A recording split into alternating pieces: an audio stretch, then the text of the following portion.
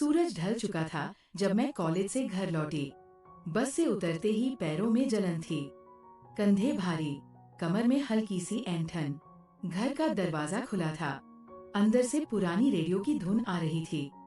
Mummy papa दोनों शहर गए थे, 2 दिन बाद आएंगे। सिर्फ दादाजी थे। मैंने जूते उतारे, बैग को कोने में पटका और किचन में गई। वो वहाँ बैठे थे, चाय की प्याली हाथ में। आ गई बेटी, उनकी आवाज में वह पुरानी मिठास थी। मैंने हल्का मुस्कुराकर कहा, हाँ दादाजी, आज बहुत थक गई हूँ। वो उठे, मेरे पास आए, मेरे कंधे पर हाथ रखा। उनकी उंगलियां ठंडी थी, लेकिन छूते ही मेरे अंदर एक अजीब सी लहर दौड़ गई। दोस्तों, इतनी कहानी आपको अच्छी लगी है तो सबसे पहले वीडियो को लाइक करें और नीचे में लाल कलर का बटन मिला होगा जो कि सब्सक्राइब वाला होगा, उसे पर क्लिक करके चैनल को सब्सक्राइब कर दिया। चलिए कहानी शुरू करते हैं, जैसे कोई पुरानी याद जाग गई हो। चल बैरिया हुआ है, पहले चाय पी ले। मैंने प्याली ली, लेकिन नजरें उनके चेहरे पर टिकी रही। उनकी आंखों में अभी भी वह चमक थी, वो चमक जो कभी कभी मुझे अजीब लगती थी, जैसे वो मुझे सिर्फ बेटी की तरह नहीं देखते। चाय खत्म करते ही मैंने कहा, दादाजी, मेरा पूरा शरीर दर्द कर रहा है, कंधे, कमर, पैर, सब कुछ। वो चुपचाप मुझे देखते रहे, फिर धीरे से बोले, आ जाओ, मैं मालिश कर देता हूँ। बचपन में भी करता था ना? मैं हंस पड़ी, लेकिन अंदर कुछ हिल गया। अच्छा तो फिर कर दीजिए। वो मुस्कुराए, कमरे में गए। मैं बेडरूम में गई, बैग रखा और पेट के बल लेट गई। वो अंदर आए, हाथ में सरसों का तेल। लेट जा, मैं देखता हूँ। मैंने आंखें बंद कर ली। उन्होंने मेरे कंधों पर तेल डाला, पहले तो सिर्फ कंधे, फिर गर्दन। उनकी उंगलियां धीरे धीरे दबा रही थी। हर दबाव के साथ एक गर्म लहर मेरे अंदर फैलती। दादाजी, ये बहुत अच्छा लग रहा है, मैंने धीमे से कहा। वो बोले, चुप रह, मैं जानता हूँ कहाँ दर्द है। उनकी हथेलियां अब मेरी पीठ पर सरक रही थी।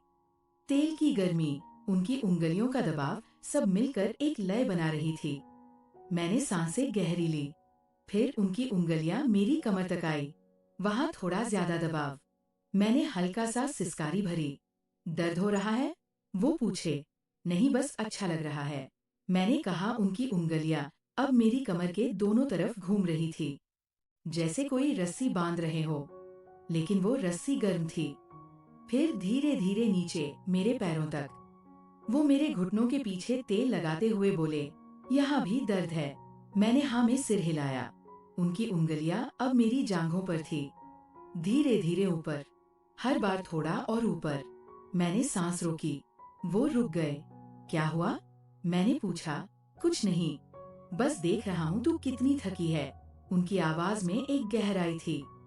फिर उन्होंने मेरी जांघों के अंदरूनी हिस्से पर हाथ रखा, सिर्फ हल्का सा दबाव, लेकिन वो दबाव मेरे पूरे शरीर में बिजली की तरह दौड़ा। मैंने आंखें खोली, उनके चेहरे की तरफ देखा। वो मुस्कुरा रहे थे, लेकिन वो मुस्कान अब बचपन वाली नहीं थी, वो कुछ और थी। दादाजी, ये मैंने कुछ कहना चाहा, लेकिन शब्द नहीं निकले।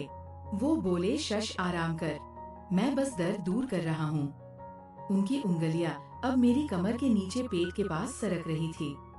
तेल की गर्मी, उनकी सांसें मेरी गर्दन पर, सब मिलकर एक धुंध बना रहा था। मैंने पलटकर उन्हें देखा, उनकी आंखें मेरी आंखों में टिकी थी। तू बहुत सुंदर हो गई है, उन्होंने कहा। उनकी आवाज में कंपन था। मैंने कुछ नहीं कहा, बस उनकी तरफ देखती रही। फिर उन्होंने मेरी कमर पकड़ी, मुझे थोड़ा ऊपर उठाया। मैं उनके करीब आ गई। उनकी सांसें मेरे कानों पर लग रही थी। दादाजी, ये सही नहीं है, मैंने धीमे से कहा, लेकिन मेरी आवाज में विरोध नहीं था, बस एक सवाल था।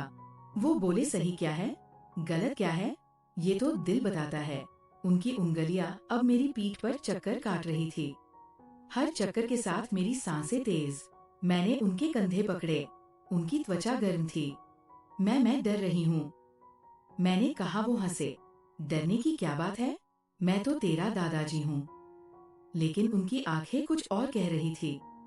फिर उन्होंने मुझे धीरे से बिस्तर पर लिटाया। उनकी उंगलियां अब मेरी जांघों के ऊपरी हिस्से पर थी, धीरे धीरे, बहुत धीरे, जैसे कोई गीत बजा रहे हो। मैंने कहा, मैंने आंखें बंद कर ली।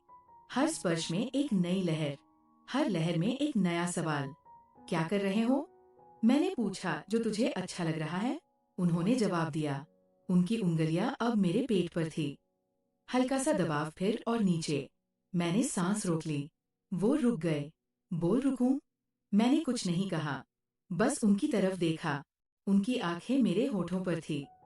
फिर उन्होंने धीरे से मेरे होठों को छुआ, सिर्फ छुआ, कोई दबाव नहीं। लेकिन वो छूना मेरे अंदर आग लगा गया। मैंने आंखें बंद कर ली। फिर उनकी उंगलियां मेरी कमर के नीचे सरकी, धीरे धीरे। हर इंच में एक सवाल, हर सवाल में एक जवाब। मैंने उनके हाथ पकड़े। दादाजी, ये वो बोले। चुप, बस महसूस कर। उनकी सांसें अब मेरी गर्दन पर थी, गर्म, भारी। मैंने उन्हें अपनी तरफ खींचा। दोस्तों, इतनी कहानी आपको अच्छी लगी है? सबसे पहले वीडियो को लाइक करें और चैनल को जरूर सब्सक्राइब करें। जो जो सब्सक्राइब करेगा उसे मैं रात को कॉल करूँगा। चलिए कहानी शुरू करते हैं। अब वह मेरे ऊपर थे। उनकी उंगलियां मेरे पूरे शरीर पर घूम रही थी, जैसे कोई नक्शा बना रहे हो। हर नक्शे में एक नया रास्ता। मैंने उनकी कमीज का बटन खोला, उनकी छाती पर हाथ रखा। उनकी धड़कन तेज थी। तू मेरी बेटी जैसी है, उन्होंने कहा, लेकिन उनकी आवाज में वह शब्द झूठे लग रहे थे। मैंने कहा, तो फिर ये सब क्यों? वो चुप रहे। फिर बोले, क्योंकि तू अब बेटी नहीं रही। उनकी उंगलियां अब मेरे सबसे नाजुक हिस्से पर थी। सिर्फ हल्का सा छूना, लेकिन वो छूना मेरे पूरे शरीर को हिला गया। मैंने सिसकारी भरी। दादाजी रुकिए, मैंने कहा, लेकिन मेरी आवाज में रोकने की ताकत नहीं थी। वो मुस्कुराए। रुकना चाहती है? मैंने सिर हिलाया। नहीं, बस धीरे। वो धीरे हो गए। उनकी उंगलियां अब एक लय में थी, धीमी, गहरी, हर बार थोड़ा और अंदर। मैंने आंखें बंद कर ली। सांसें तेज, दिल की धड़कन कान में गूंज रही थी। फिर उन्होंने मेरी कमीज ऊपर की। मेरी त्वचा पर ठंडी हवा लगी, लेकिन उनकी उंगलियां गर्म थी। वो मेरे पेट पर, फिर ऊपर मेरी छाती पर। हल्का सा दबाव। मैंने सिसक कर कहा, दादाजी। वो बोले, शश, बस। उनकी उंगलियां अब मेरे सबसे नाजुक हिस्से पर थी, धीरे धीरे, जैसे कोई फूल खोल रहे हो। मैंने उन्हें पकड़ा। क्या कर रहे हो? वो बोले, जो तू चाहती है। मैंने कुछ नहीं कहा, बस उन्हें अपनी तरफ खींचा। अब हम दोनों एक हो गए। उनकी सांसें मेरी सांसों में मिल गई। हर स्पर्श में एक नया राज, हर राज में एक नई गर्मी। मैंने उनकी पीठ पर नाखून गाड़े। वो हल्का सा करा है, लेकिन वह करा उनकी आंखों में खुशी थी। फिर सब धीरे धीरे शांत हो गया। हम दोनों चुप, सांसें भारी, त्वचा गर्म। मैंने उनकी आंखों में देखा। वो मुस्कुरा रहे थे, लेकिन वो मुस्कान अब प्यार वाली नहीं थी, वो कुछ और थी। ये सब मैंने कहा। वो बोले, ये हमारा राज है। मैंने सिर हिलाया। फिर हम दोनों चुप हो गए। बाहर बारिश शुरू हो गई। खिड़की पर बूंदें टपक रही थी, लेकिन अंदर की गर्मी अब भी बाकी थी। मैंने उनकी छाती पर सिर रखा। उनकी धड़कन अब धीमी थी, लेकिन मेरे अंदर अभी भी वो लहरें दौड़ रही थी। कल फिर मैंने पूछा। वो हंसे। जब तू चाहे। मैंने आंखें बंद कर ली और सो गई। लेकिन नींद में भी वो स्पर्श था, वो गर्मी थी, वो सस्पेंस था जो कभी खत्म नहीं होता। दोस्तों, आपको ऐसे ही कहानी सुनाने में अच्छी लगती है तो सबसे पहले वीडियो को लाइक कर दें और चैनल को सब्सक्राइब कर दें। सब्सक्राइब करने के बाद मैं इसका नेक्स्ट 5 लॉन्ग जहां पर